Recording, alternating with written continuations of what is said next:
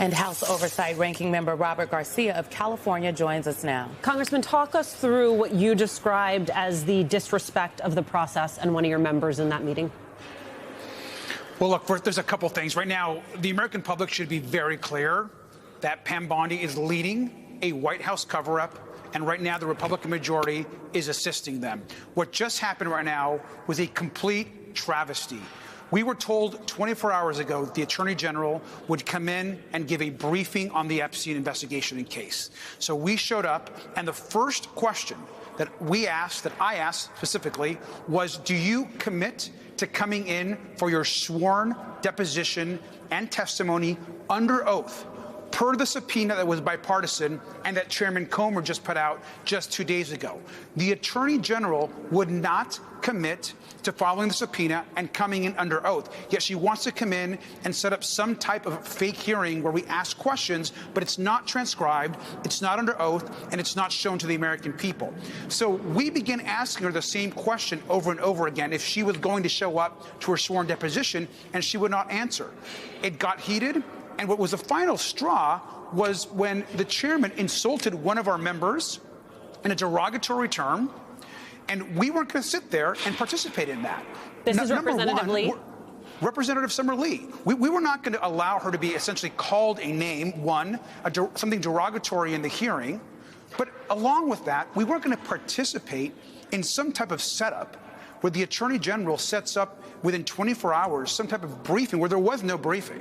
We sat down, she had nothing to say, and then the chairman began by saying, okay, you can ask your questions now. So there was no briefing given to us by the AG. So the first question was mine.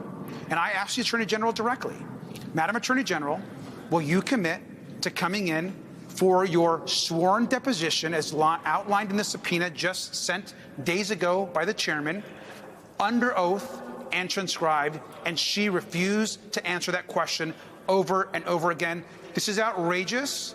It's a cover-up, and we're not going to participate in any sort of fake hearings or games that the AG wants to play. I will note, according to our colleagues, Ali Vitale and Michael Chanel, they're reporting, according to two sources in the room, is at one point, Congressman Comer told Congresswoman Summer Lee, you need to stop BITCHING. Michael Chanel. I'm obviously not going to repeat what Chairman Comer said, but it was disgusting and not a way to talk to a colleague. And we're not going to allow our members to be disrespected that way. And we're certainly not going to allow the Attorney General to play games and not sit for an under oath deposition with a subpoena that was bipartisan. She has to come in and answer our questions, and we're not going to allow when we have a real hearings. I'm sorry to interject. I'm being told Pam Bondi is speaking live right now. We're going to go to her, and then you all on the other side. Can you explain what you mean by identify? You mean victims' names that were released that shouldn't have been? Exactly. Yeah. And so also other so under the Epstein Transparency Act, we had 30 days to redact and release, under the law that was passed, 3 million documents. If you stack those up, that's the height of the Eiffel Tower. No other administration, under the Biden administration, they released 0 documents.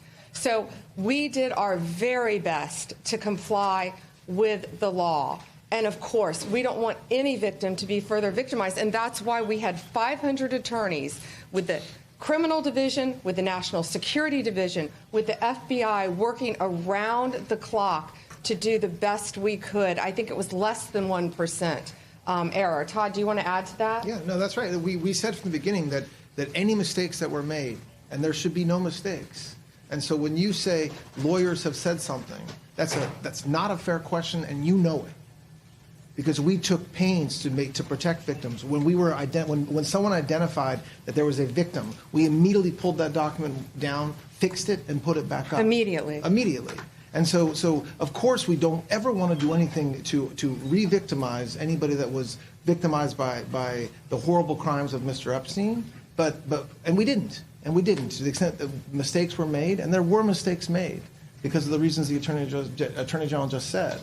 But when they were identified to us, we fixed them immediately. And let me be clear on this case. This case has spanned That is Multiple. Attorney General Pam Bondi and Deputy Attorney General Todd Blanche, who are speaking right now after this closed-door briefing, if you will, on Capitol Hill. We want to bring Congressman, ranking member of the House Oversight Committee, who was in that briefing, Congressman Robert Garcia, back in. Michael Steele. Congress, I want to get your response to the whining we hear from Pam Bondi right now about, we only had 30 days. We only had 30 days. Well, yeah, you had 30 days maybe because you didn't do what you were supposed to do at the beginning of the administration, the 120 to, 200 days before. So, there's that. But here's the rub. To be honest, I knew this was going to end this way. Asked the question last night what the expectation was for this briefing. I appreciate your anger right now and frustration with this process, sir. So what do you do about it?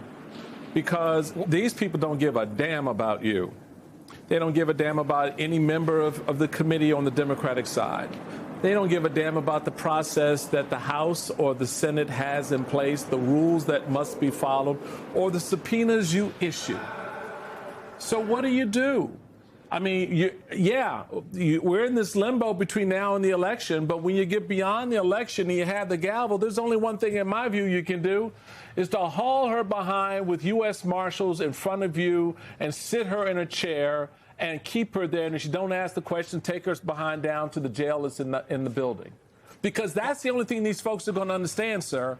Because they think they can punk you till the cows come home. Where they're dealing with the wrong people. Because I want to be very clear that Attorney General Bondi will be in front of our committee. There is a legal subpoena that was bipartisan in place. And I want to also call out a lie that she just said. She didn't have 30 days. In fact, the subpoena for all the Epstein files was passed by the Oversight Committee 5 months before the date that she put them out. She had months and months before the Transparency Act was even passed to put together the files. But more importantly, I hope she's asked by the press that she's right now doing a press conference.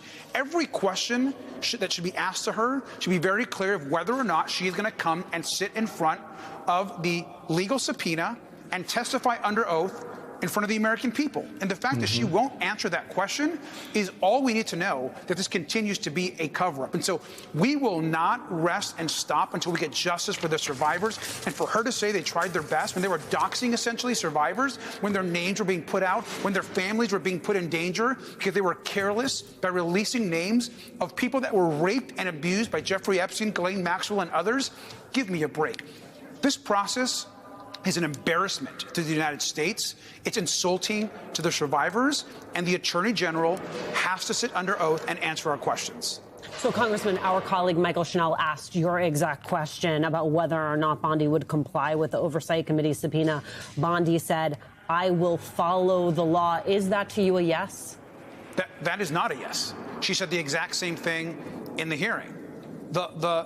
Let's be clear. This was a bipartisan subpoena that Chairman Comer, a Republican, the leader of our committee, sent to Bondi in the last 2 days. That was passed. It was supported by members of the Republican Party and a united Democratic Party. She is legally obligated to come in front of this committee and testify under oath, transcribed, so that the American public can hear her answers. And the fact that she won't answer that question should tell us everything. That's why we walked out. We're not going to participate in a fake briefing or hearing or whatever the hell she wanted to call that thing, which she just called 24 hours ago. What we're committed to is the truth, and she's got to come in front of our committee.